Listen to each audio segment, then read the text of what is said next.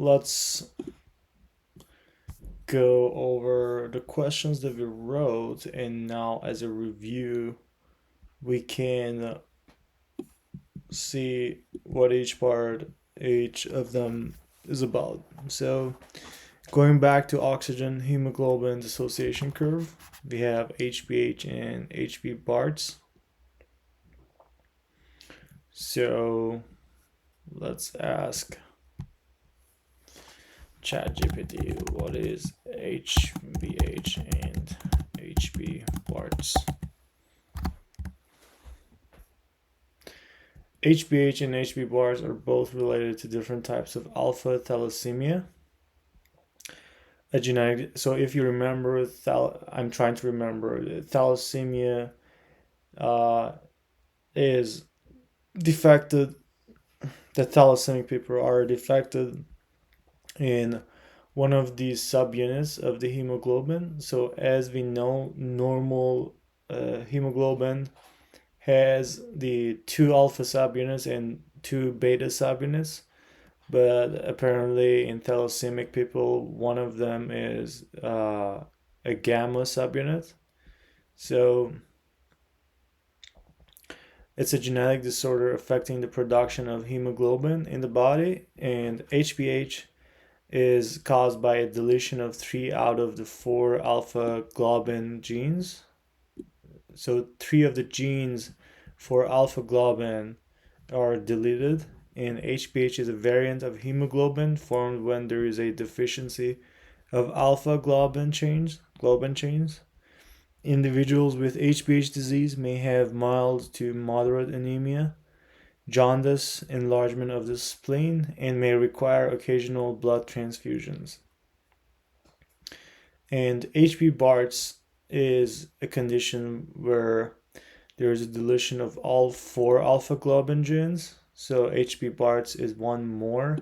So it's 4 genes instead of 3 genes as for the HPH. It's typically seen in fetuses and newborns. Hemoglobin Bart's is an abnormal hemoglobin that forms in utero due to the lack of alpha globin chains. Babies born with this condition are unable to produce normal adult hemoglobin, leading to a severe form of anemia. Unfortunately, HB Bart's is not compatible with life, and affected babies usually do not survive long after birth without medical intervention. So HB Bart's is deadly. Both HPH and HB Bart's are part of the spectrum of alpha thalassemia disorders. It's alpha thalassemia because the alpha globin genes are affected, which are inherited conditions affecting the production of hemoglobin, the molecule responsible for carrying oxygen in red blood cells, and the severity of symptoms varies depending on the number of affected genes and the resulting deficiency in alpha globin chains. So now we know what these two are. The main thing is that HB bars has 4 genes deleted for alpha globin, and HPH is 3 genes deleted, and HB bar that makes also HB bars more deadly. So what is thalassemia and how does it affect the patient?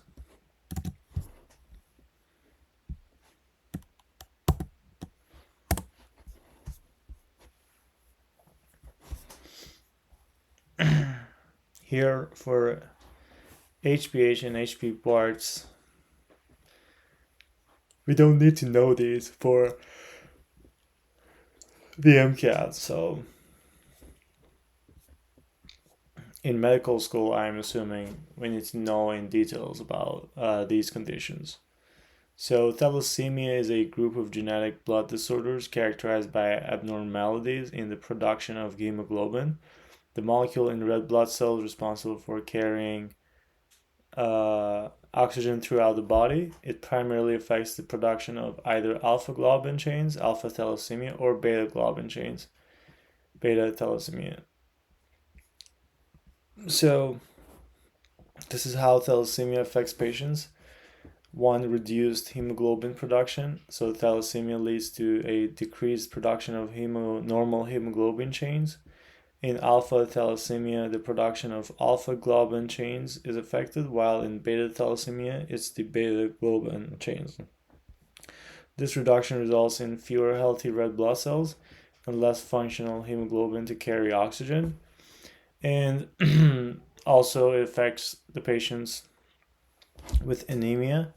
So, the decreased production of functional hemoglobin leads to anemia, where there's a shortage of red blood cells. So, the reduction of the alpha globin or beta globin chains results in fewer healthy red blood cells. So the red blood cells lose functionality, right? Anemia can cause fatigue, weakness, pale skin, shortness of breath, and other symptoms due to inadequate oxygen delivery to tissues and organs. The severity varies, so thalassemia exists in various forms ranging from mild to severe. The severity depends on the number of affected genes and the extent of hemoglobin deficiency. Some individuals may be asymptomatic carriers, having one affected gene, while others may experience more severe symptoms or complications. Symptoms of thalassemia can include fatigue, weakness, pale skin, jaundice, yellowing of the skin and eyes, bone deformities, in severe cases, enlargement of the spleen, and slowed growth in children. Treatment for thalassemia varies based on the severity and symptoms. Mild cases may not require treatment, while severe forms might need regular blood transfusions to manage anemia. Other treatments may include folic acid supplements, medications to reduce iron overload from transfusions, and in some cases, bone marrow transplants as a potential cure.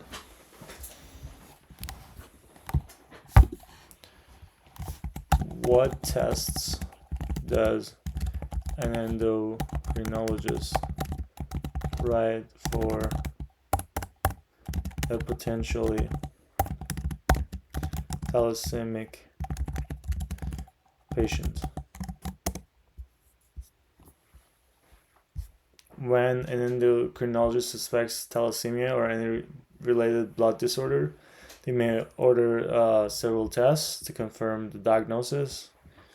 So these tests may include complete blood count, hemoglobin electrophoresis, iron studies, genetic testing, peripheral blood smear, bone marrow biopsy, and other tests. So CBC tests for blood cells, red blood cells, white blood cells, platelets.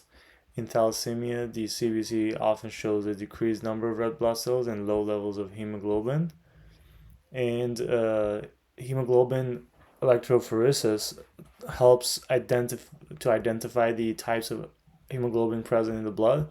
So thalassemia causes alterations in the types and amounts of hemoglobin produced. And this test can differentiate between normal and abnormal hemoglobin types. Show me a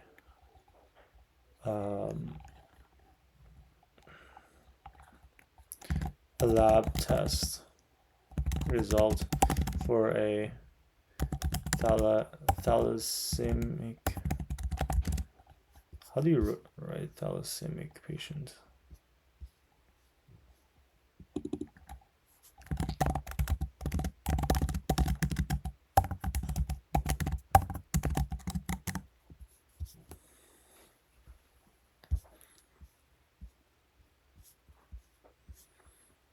So this is the CBC, the RBC. RBC is lower, as you can see, as the normal range is 4.2 to 5.4, and it's 3.2. Hemoglobin is the normal range for hemoglobin is 12.0 to 16.0, and this is 9.0. For hematocrit, it's the normal range is between 36% to 48%, but it's lower, means that the red blood cells are lower. There is hemoglobin A, normal range being 95% to 98%. Hemoglobin A2 being 2.5 to 3.5%. Hemoglobin F being 0.5 to 2%. As you can see, the A is 20%, which is way less, and hemoglobin A2 is 2%. Suddenly, hemoglobin F has increased up to 77.5%. So if your hemoglobin F is, you can ask,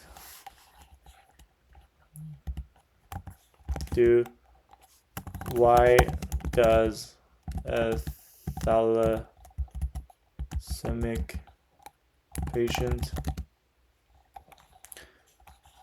have more hemoglobin HbF than Hba?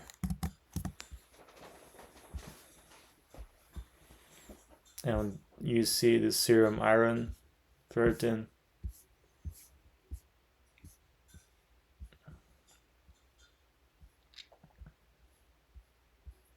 So Hba is normal adult hemoglobin. That's why it's called A. And leading to an imbalance in types of, so the imbalance often results in increased proportion of fetal hemoglobin, HbF. So HbF is the fetal hemoglobin compared to adult. There's genetic mutation. Thalassemia is caused by genetic mutations that affect the production of alpha or beta globin, as we read it. And you saw that HB bars or HB H. So those are conditions that can happen in thalassemia. The compensatory mechanism is the fetal hemoglobin, which is becomes the predominant hemoglobin type present in developing fetuses. Normally, after birth, the production of HbF diminishes and the production of adult hemoglobin Hba increases. However, in thalassemia, where there is a deficiency or abnormality in the production of Hba, the body compensates by continuing to produce larger amounts of fetal hemoglobin. Doesn't occur or is significantly reduced. So in thalassemia, the usual switch from HbF to Hba is not shut down. This leads to higher than normal level of HbF in the bloodstream. And persistence of higher levels of HbF helps mitigate some of the symptoms of anemia. Fetal hemoglobin has a higher oxygen binding capacity compared to adult hemoglobin, which can partially compensate for the reduced oxygen carrying capacity resulting from decreased HbA production. So the specific balance between HbF and HbA can vary based on type and severity of thalassemia. So HbF has higher oxygen binding capacity, which makes it in this critical time of thalassemia a compensatory mechanism. So yes, that is a good explanation. What is Bohr effect? So what is the Bohr effect? We should know that the Bohr effect is the shifting of the dissociation curve, right? So the Bohr effect refers to the phenomenon where the oxygen affinity of hemoglobin is influenced by changes in blood pH and carbon dioxide concentration. So the amount of blood pH, the hydrogens, the protons available in blood, and the carbon dioxide concentration influence the oxygen affinity of hemoglobin.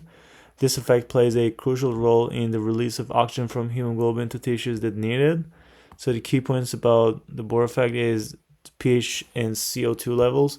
When carbon dioxide levels rise or pH decreases, indicating higher acidity in the blood, such as in tissues with high metabolic activity, hemoglobin's affinity for oxygen decreases. In other words, it becomes easier for hemoglobin to release oxygen to the surrounding tissues.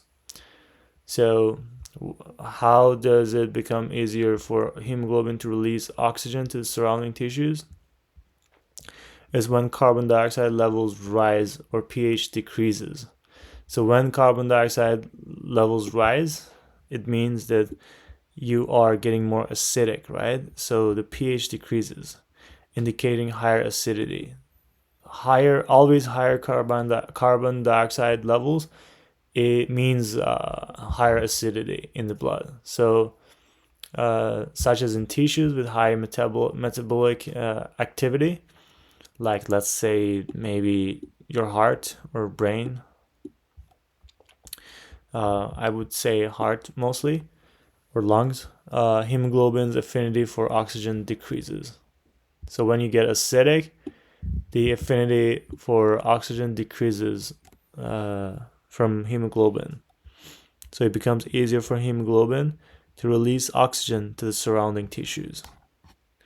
Okay, so this you can see the give and take here. Because you get more acidic, you need more oxygen, right, to balance it up.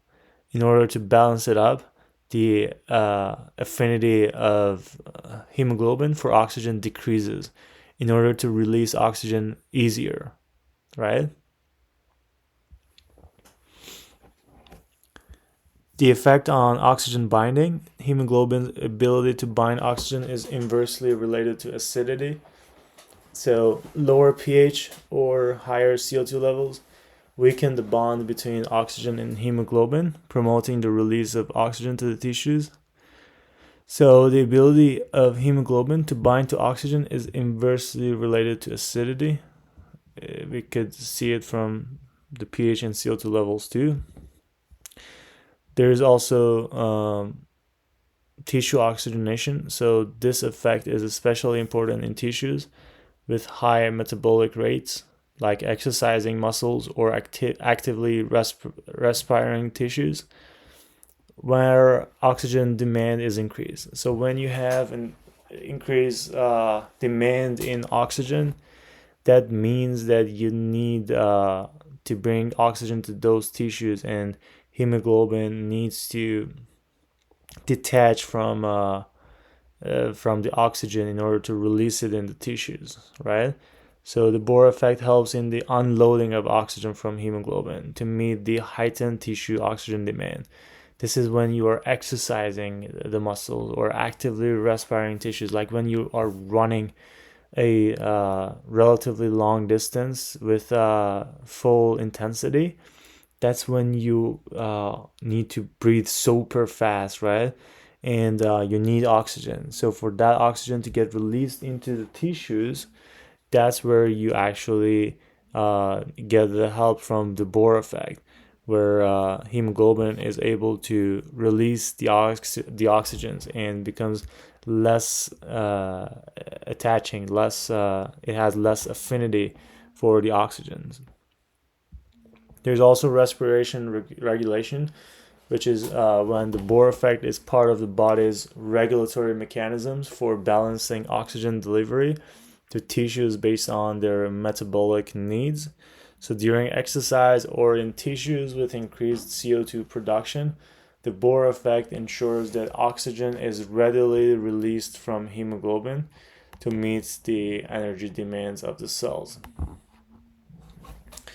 So the Bohr effect is part of the body's regulatory mechanisms for balancing oxygen delivery to tissues based on their metabolic needs.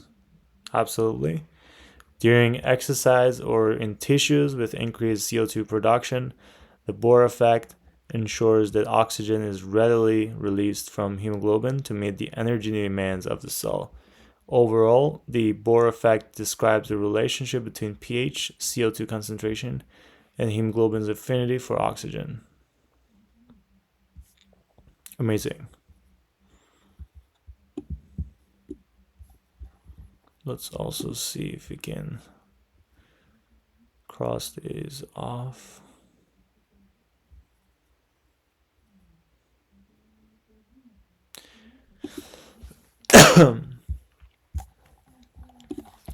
What is 2,3 DPG?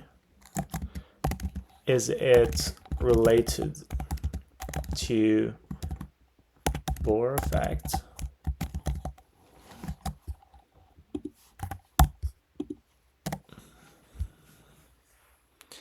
Yes, 2,3-diphosphoglycerate is a molecule that plays a significant role in the regulation of oxygen binding to hemoglobin, and it's closely related to the Bohr effect. Here's how 2,3-DPG is connected to the Bohr effect. So it plays a role in the regulation of oxygen binding to hemoglobin. Regulation of oxygen release. 2,3-DPG is produced in red blood cells as a result of glycolysis. So you have to go see where 2,3-DPG is produced actually. It is said here that it is produced in red blood cells as a result of glycolysis. Its main function is to regulate the binding of oxygen to hemoglobin.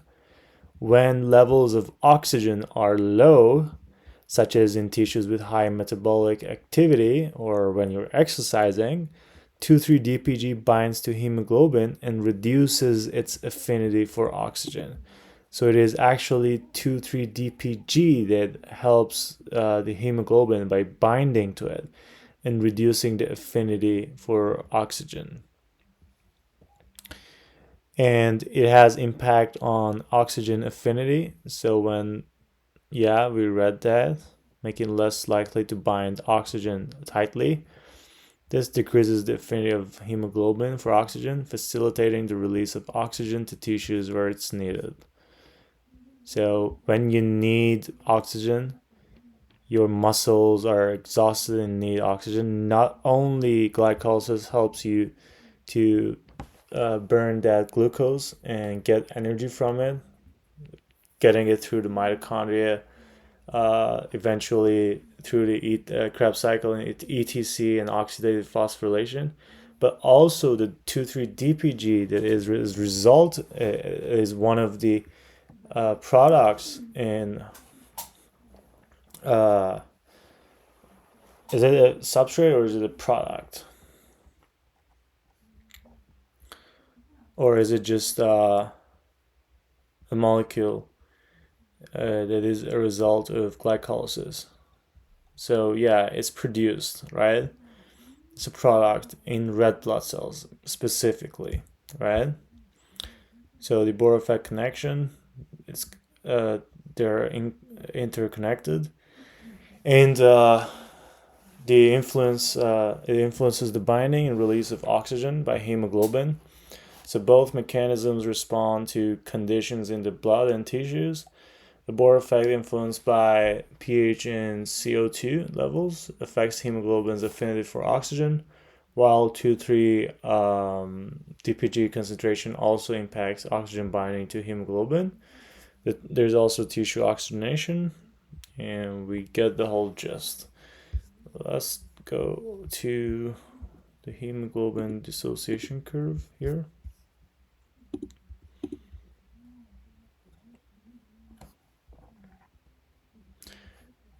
So the taut state for hemoglobin is when it is not bound to the oxygen. It has low affinity for oxygen. So 2,3-DPG helps with the taut state.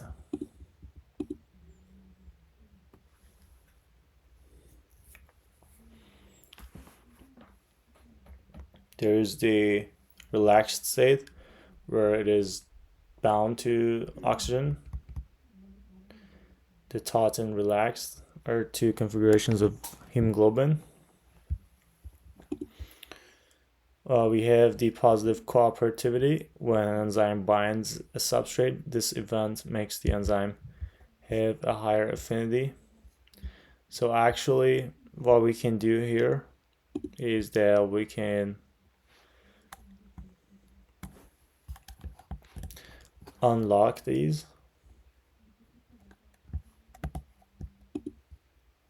It's Command J on Anki, and we can unlock these, and we come. So But is there a way that we could get we could only do the hemoglobins here? Options, custom study.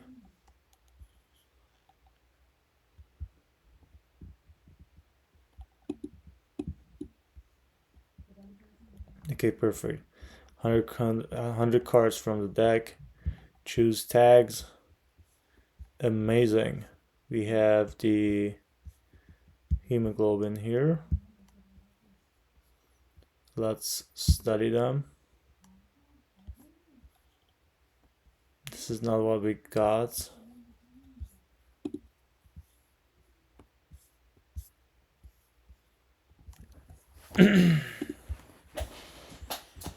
Let's go back.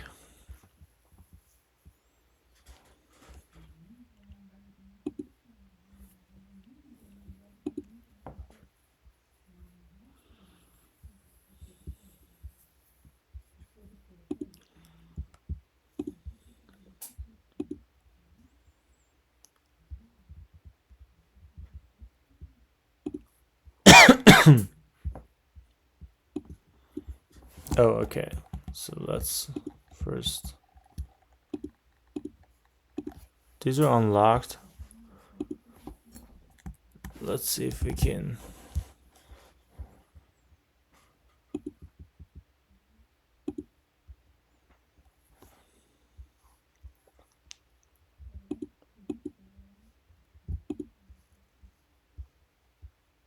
Okay. So we have 20 cards here. Let's see if we can.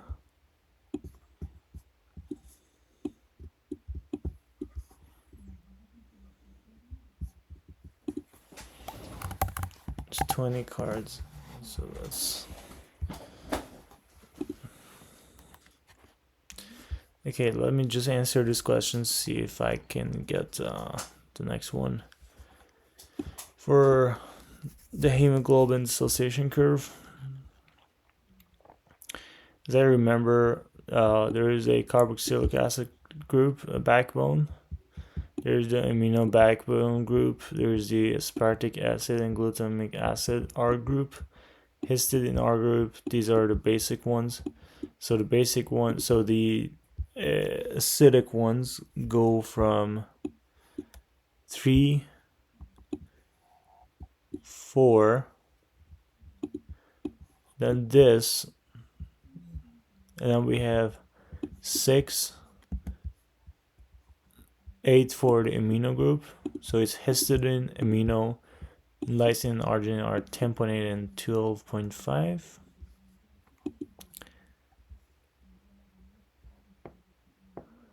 Yeah, so we're not getting that.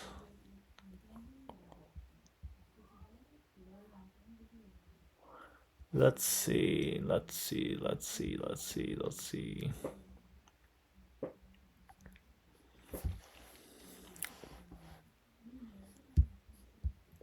Well, apparently we cannot do anything about it here. Let's close this. Let's go back to Anki.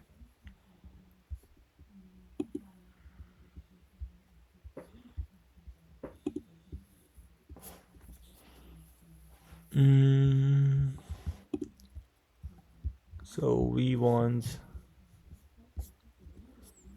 the IFD high yield, this section here.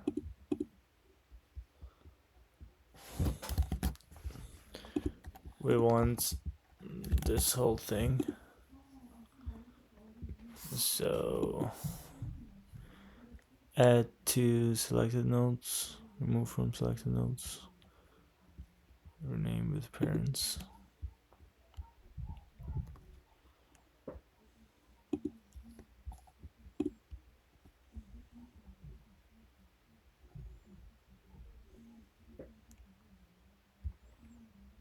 Latest added first.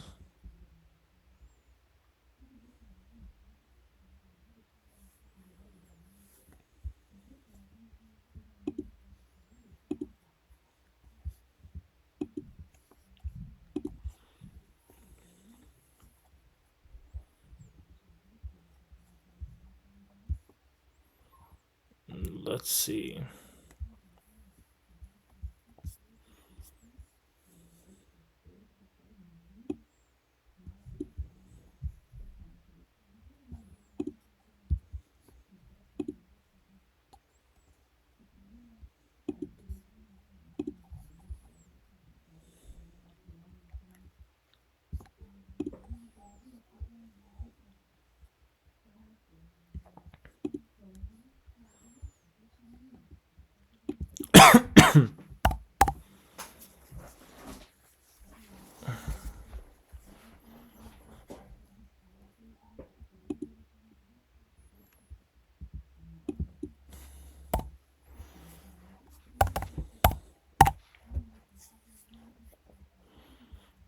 I'll come back when I get this thing fixed.